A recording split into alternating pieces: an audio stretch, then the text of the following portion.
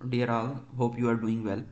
Today we are going to discuss the last chapter of dosage form design. आज का हमारा title है product formulation. इससे पहले हम APIs और एक्सिपिएंट्स के बारे में पढ़ चुके हैं।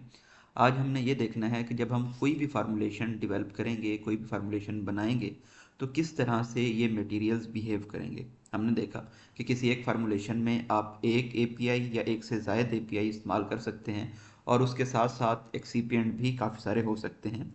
एक्सिपिएंट डिसइंटीग्रेंट के तौर पे हो सकता है, ग्लाइडेंट के तौर पे हो सकता है, अपार्ट फ्रॉम दैट स्टेबलाइज़र के तौर पे हो सकता है, फ्लो प्रॉपर्टीज़ को बेहतर बनाने के लिए हो सकता है। तो जब हमने इनको कंबाइन कर लिया तो हमने ये देखना है कि हमारी ऐसी फार्मूलेशन बने जो कि हमें इन्हेंस थेराप्यूटिक इफ़ेक्ट दे, इसकी प्रोसेसिंग इम्प्रूव हो जाए और जो इसकी ड्रग डिलीवरी के ऑप्शन हैं वो भी बेहतर हो जाएं। तो वो हम किस तरह से बना सकते हैं, ये फार्मूलेशन बनाने के लिए फ़र्स्ट ऑफ़ ऑल हमें प्री फार्मूलेशन स्टडीज़ करनी पड़ेगी। जैसा कि इसका नाम इंडिकेट कर रहा है कि प्री फार्मूलेशन, फार्मूलेशन से बनाने से पहले की स्टडीज़। तो ये studies actually research and development की फेज़ में आती हैं, जो कि ड्रग की फिज़िकल और केमिकल प्रॉपर्टीज़ को आइडेंटिफाई करती हैं ताकि हम एक सेफ, इफ़ेक्टिव और स्टेबल डोजेज फॉर्म बना सकें। एम क्या रहता है इन प्री फार्मूलेशन स्टडीज़ का? एम इनका सिंपल सा होता है कि फिजिको केमिकल पैरामीटर्स को एस्टेब्लिश किया जाए। कोई भी नई ड्रग एंटिटी जब हमारे पास मौजूद हो, हम उसकी स्टेबिलिटी को पहचान सकें, उसके काइनेटिक बिहेवियर को पहचान सकें और किस तरह से एक्सिपिएंट्स और ड्रग्स जो हैं आपस में इंटरेक्ट करेंगे, आया कि इनकी कंपेटिबिलिटी है भी कि नहीं है। ऐसा होता है कि अगर हम कोई फार्मूलेशन बनाने की तरफ जाते हैं और हम एक्सिपिएंट्स और एपीआईज को कंबाइन कर लें और पहले हमने उनकी कंपैटिबिलिटी स्टडीज़ ही ना की हों और बाद में हमें पता चले कि ये एक्सिपिएंट और एपीआई आपस में कंपैटिबल ही नहीं है, तो ये रिसोर्सेज का ज़यान है। That's why we want to establish the compatibility studies to get insights into how drug products should processed and stored। और प्री फार्मूलेशन स्टडीज़ के ज़रिए हम ये भी पहचान कर लेते हैं कि हमने अपनी फार्मूलेशन को किस तरह से स्टोर करना है, कौन से टेम्परेचर पे ये स्टेबलाइज होती हैं, कौन से टेम्परेचर पे ये डिस्टेबल हो जाती हैं, डी नेचर हो जाती हैं। तो इन तमाम फैक्टर्स को हमने देखना है। प्री फार्मूलेशन स्टडीज़ में हमारे पास सिंपल ऑर्गेनोलेप्टिक एवेल्यूएशन आ जाती है, बल्क करेक्टर्स को आइडेंटिफाई करते हैं, सॉल्युबिलिटी एनालिसिस होता है, apart from that stability analysis होता है and ultimately the drug excipient compatibility studies भी की जाती हैं। ऑर्गेनोलेप्टिक एवेल्यूएशन की बात करें तो ये सिंपल सेंसिस से रिलेटेड है कि हम देख लें कि हमारी फार्मूलेशन का कलर कौन सा है, ऑर्डर कैसा है, टेस्ट में कैसी है, फिजिकल अपीयरेंस इसकी क्या है और इसकी स्मेल कैसी है, खासकर लिक्विड्स के केस में। बल्क करेक्टरिस्टिक्स की बात करें तो इसमें हम क्रिस्टलिनिटी की बात करते हैं, एमॉर्फस बिहेवियर की बात करते हैं, पॉलीमॉर्फिज्म, हाइड्रोस्कोपिसिटी, पार्टिकल साइज और फ्लो प्रॉपर्टीज़ की बात करते हैं। सो इन तमाम प्रॉपर्टीज़ को डिटरमिन करने के लिए हमारे पास वेरियस टाइप ऑफ इंस्ट्रूमेंट्स हैं। फॉर एग्जांपल, आप क्रिस्टलाइन बिहेवियर देखना चाहते हैं या एमॉर्फस बिहेवियर देखना चाहते हैं अपनी ड्रग का, तो आप ये कर सकते हैं कि आप XRD एनालिसिस करें। तो XRD हमें ड्रग के क्रिस्टलाइन या फिर एमॉर्फस बिहेवियर के बारे में इंफॉर्मेशन प्रोवाइड कर देता है। इसी तरह से बाकी पैरामीटर्स को चेक करने के लिए भी हमारे पास different kind of instruments available हैं। खासकर पार्टिकल साइज प्राइम इंपॉर्टेंस है इसकी, तो इसको आप इवेलुएट कर सकते हैं, ऑप्टिकल माइक्रोस्कोपी के थ्रू भी कर सकते हैं, सीव एनालिसिस के थ्रू भी कर सकते हैं, जीटा साइजर के थ्रू भी कर सकते हैं। और इसी तरह से फ्लो प्रॉपर्टीज़ को मैयर करने के लिए भी आपके पास डिफरेंट मेथड्स हैं, लाइक एंगल ऑफ रिपोज हो गया, हाजनर रेशो हो गया। So you can determine it also from the cars compressibility index.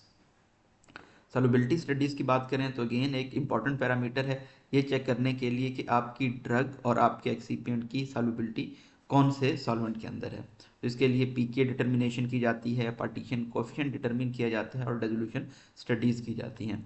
If you know about the biopharmaceutical classification system, तो ये तमाम हमारे पास जितनी भी मेडिसिन मौजूद है, जितनी भी ड्रग्स मौजूद हैं, वो इन 4 क्लासेस में आती हैं। और पहली क्लास में आप देख सकते हैं कि ऐसी ड्रग्स होंगी जिनकी सॉल्युबिलिटी भी ज़्यादा होगी और जिनकी परमिएबिलिटी भी ज़्यादा होगी। अपार्ट फ्रॉम दैट जो हमारा सेकंड क्लास है, इसमें ऐसी ड्रग्स आएंगी जिनमें सॉल्युबिलिटी तो कम होगी लेकिन उनकी परमिएबिलिटी ज़्यादा होगी।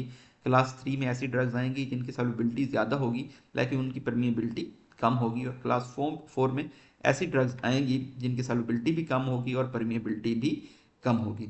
तो जब हम रिसर्च एनालिसिस करते हैं तो हम किसी एक फैक्टर को टारगेट करते हैं। अगर हम इस क्लास में जो ड्रग्स मौजूद हैं उनकी सॉल्युबिलिटी को बढ़ा लें, इंक्रीज़ कर लें, तो हम उनको बेहतर बना के क्लास 1 में ला सकते हैं। सिमिलरली अगर इस क्लास में जो ड्रग मौजूद है क्लास 3 में, इनकी परमेबिलिटी को हम किस तरीके से बेहतर बना पाएँ तो हम इनको अगेन क्लास 1 में ला सकते हैं। और क्लास 4 की ड्रग्स में आपको दोनों पैरामीटर्स पे काम करना होगा, सॉल्युबिलिटी को भी इन्हेंस करना होगा और परमिएबिलिटी को भी इन्हेंस करना होगा इनकी कैरेक्टरिस्टिक्स को बेहतर बनाने के लिए। स्टेबिलिटी एनालिसिस में हमारे पास ऑक्सीडेशन, रिडक्शन, फोटोलाइसिस, इस तरह के रिएक्शंस आ जाते हैं। इनके थ्रू हम चेक करते हैं कि हमारी ड्रग्स जो है वो कौन सी कंडीशन में स्टेबलाइज होंगी और कौन सी कंडीशंस हैं जो इनको इफेक्ट कर सकती हैं। दैट्स वाई जब हम फार्मूलेशन बनाने के बाद पैकिंग की तरफ जाते हैं तो उनके ऊपर लिखा होता है कि आपने अपनी फार्मूलेशन को एम्बर कलर बॉटल में स्टोर करना है, इनको आपने रोशनी से बचाना है, किस तरह से आपने इनको स्टोर करना है। Heat of fusion, melting point, again DSC से ये डिटरमिन किए जा सकते हैं। And again the last parameter is the drug excipient compatibility, और ये कंपैटिबिलिटी भी डिटरमिन की जा सकती है ऑर्गेनोलेप्टिक एवेल्यूएशन को सिंपल देखते हुए कि क्या इसकी कलर में तो कोई चेंज नहीं आ रहा, ऑर्डर तो नहीं चेंज हो रहा, टेस्ट में तो कोई फ़र्क नहीं आ रहा, रेजोल्यूशन परफॉर्मेंस तो चेंज नहीं हो रही, फिजिकली कन्वर्ट तो नहीं हो रही, पोटेंसी क्या वक्त के साथ साथ इसकी कम तो नहीं हो रही। तो इन तमाम फैक्टर्स को देखते हुए हम ड्रग की एक्सिपिएंट कंपैटिबिलिटी स्टडीज़ को इवेलुएट कर सकते हैं।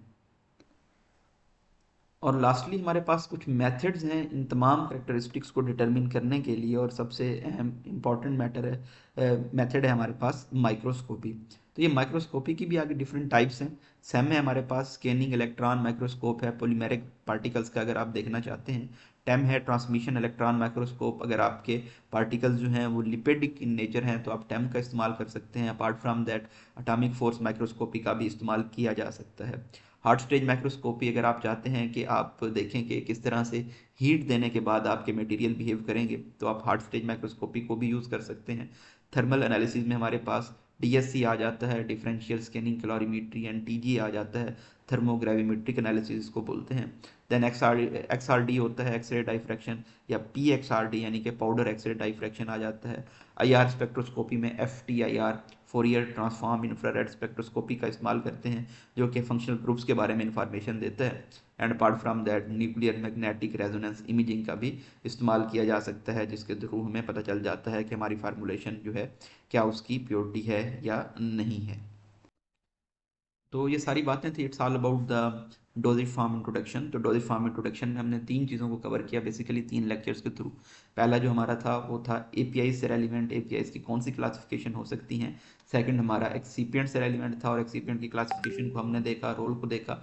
And the last one was the product formulation, and उसमें हमने प्री फार्मूलेशन के रोल को देखा और किस तरह से हम प्री फार्मूलेशन स्टडीज़ को कंडक्ट कर सकते हैं। Thank you so much. अल्लाह हाफिज़।